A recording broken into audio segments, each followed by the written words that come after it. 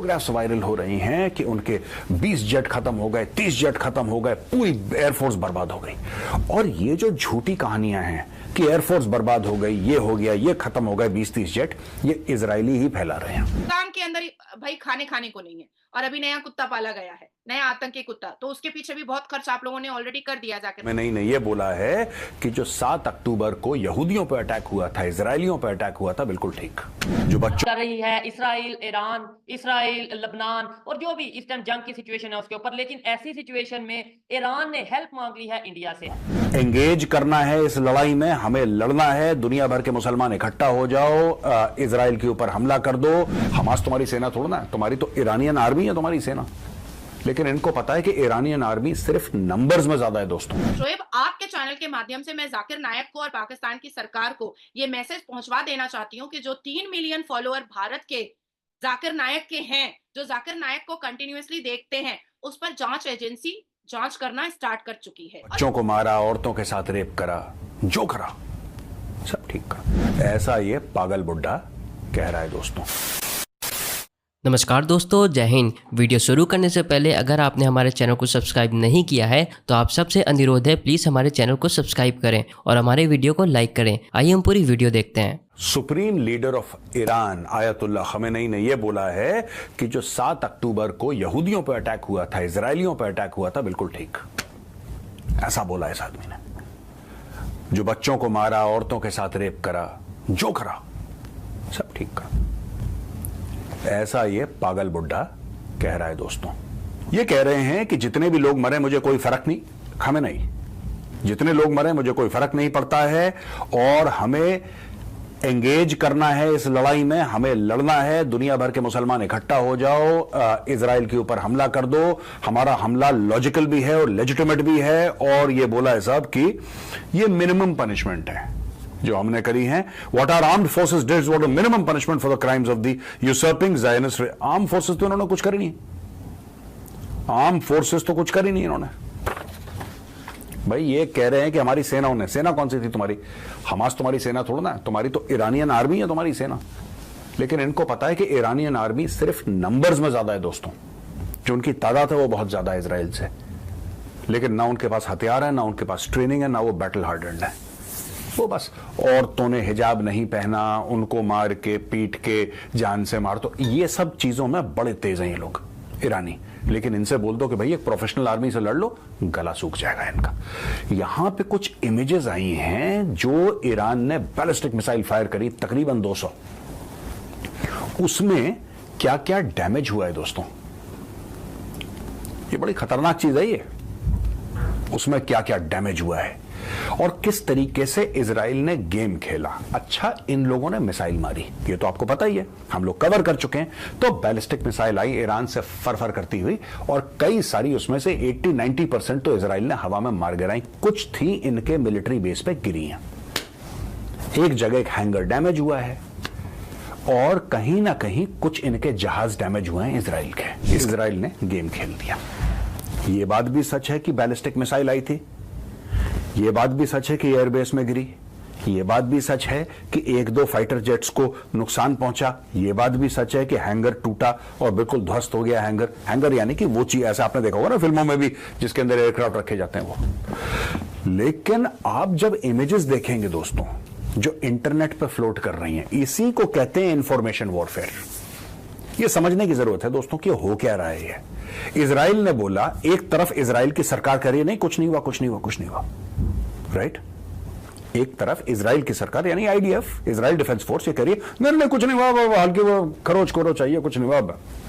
और दूसरी तरफ सोशल मीडिया पे फोटोग्राफ्स वायरल हो रही हैं कि उनके 20 जेट खत्म हो गए, 30 जेट खत्म हो गए, पूरी एयरफोर्स बर्बाद हो गई।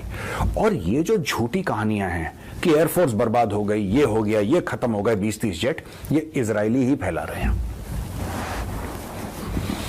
समझ देंगे हम आप, इजरायली फैला रहे हैं। अच्छा, इजरायली ऐसा क्यों कह रहे हैं? क्योंकि आप कभी भी देखना, ईरान में कुछ भी हो जाए, ये पाकिस्तान में भी यही चीज है, ईरान में भी। देखिए, जो यहूदी अपना दिमाग इस्तेमाल कर रहा है उसका किस लेवल का माइंड है, किस लेवल का ब्रेन है, आप ये सोचिए। इंटेलेक्ट, उसका इंटेलेक्चुअल कैपेसिटी उसकी, ये देखिए। उसको यह पता है कि मेरा दुश्मन कैसे सोचता है, ठीक है, उसको पता है कि मेरा दुश्मन कैसे सोचता है। यानी कि अगर यही हमला इजराइल ईरान पे करती और ईरान के कई सारे हवाई जहाज बर्बाद हो जाते, अगर ईरान के ऊपर हमला होता, इजराइल करती और ईरान के कई सारे जहाज जो हैं वो बर्बाद हो जाते, ईरान क्या कहता? क्योंकि ईरान डेमोक्रेसी नहीं है, ईरान को सच बोलने का ऐसा कुछ है नहीं कि वो सच बोले, क्योंकि everything is very closed end controlled in Iran. Iran ये बोलता कि नहीं, हमें कुछ नहीं हुआ, कुछ नहीं हुआ, कुछ नहीं हुआ। बात कर रही है इसराइल ईरान, इसराइल लबनान और जो भी इस टाइम जंग की सिचुएशन है उसके ऊपर। लेकिन ऐसी सिचुएशन में ईरान ने हेल्प मांग ली है इंडिया से। नाजिया जी क्या कहना चाहेंगी? इस टाइम ईरान इंडिया से हेल्प मांग रहा है और इंडिया का क्या रिएक्शन है, क्या रिस्पांस है या क्या रिस्पांस होना चाहिए? कुछ वक्त पहले मालदीव्स ने भी बहुत खरी खोटी कही थी भारत को, और फिर घुटने पर उतरना पड़ा। और मैंने ही आपके साथ ये बात कहा था कि कुछ दिन में आप देखिएगा कि मालदीव्स जो है और मालदीव्स की जो सरकार है वो घुटने पर बैठी रहेगी। उसके बाद बांग्लादेश का हुआ था। बांग्लादेश के जो टेम्परेरी जो वजीर आजम है, अब वो भी भारत आने के लिए बहुत गुजारिश कर रहे हैं और मोदी जी के साथ बैठने की बड़ी गुजारिश कर रहे हैं। उसके बाद हमने खतर का देखा, मैंने उस पर भी कह दिया था पाकिस्तान चैनल्स वालों को कि भाई हमारे जो पूर्व नेवी हैं वो पूरी इज्जत के साथ भारत आएंगे, और उसके बाद फिर बुला करके मोदी जी को सरमत्थे और पलकों पे भी बैठा दिया गया। तो ठीक उसी तरीके से ईरान भी भारत से अब मदद मांग रहा है। अब लेकिन थोड़ा सा हम लोगों को चीजों को डिटेल्स में समझना पड़ेगा। कभी इस्माइल हानिया मर रहा है, कभी हसन नसरुल्ला जो है वो बम से चीथड़ों में फट जा रहा है। पूरी दुनिया के आतंकी मुस्लिम, आतंकी सोच रखने वाले मुस्लिम, आतंकी सोच का समर्थन करने वाले मुस्लिम, खुद को सुपीरियर समझने वाले मुस्लिम, खुद के अंदर डिक्टेटरशिप रखने वाले मुस्लिम के मुंह पर जोरदार तमाचा इजराइल अकेला मार रहा है। टेररिज्म ऑर्गेनाइजेशन को कूटने का मौका अमेरिका और इजराइल ढूंढ ही रहा था।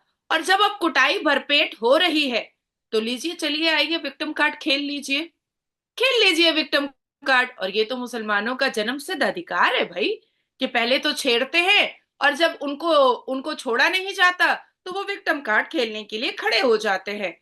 मुझे ऐसा लगता है कि भारत से ईरान जो मदद मांगा है, तो भारत के हमारे आदरणीय प्रधानमंत्री ने इस बात को पहले ही क्लियर किया हुआ है, जीरो टॉलरेंस। टेररिस्ट ऑर्गेनाइजेशन को कभी भी किसी भी हाल में आदरणीय प्रधानमंत्री से ना समर्थन कर सकते हैं, ना सपोर्ट कर सकते हैं। और अगर उसको खत्म किया जा रहा है तो सामने वाले को वो रोकेंगे भी नहीं कि रुक जाओ, मत मारो टेररिस्टों को। ऐसा तो हमारे आदरणीय प्रधानमंत्री कभी नहीं कर सकते।